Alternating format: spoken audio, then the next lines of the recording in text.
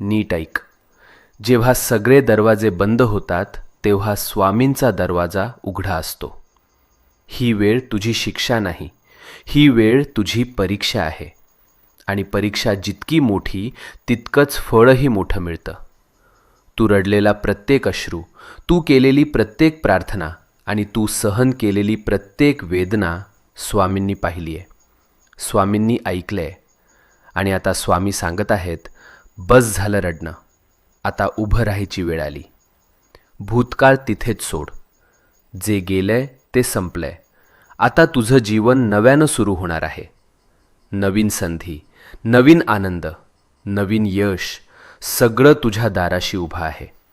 फक्त एक पाऊल पुढे टाक आणि मनापासून सांग, मी तयार आहे स्वामी, माझं आयुष्य बदलायला तयार आहे. आणि मग बघ चमत्कार कसा घडतो ते.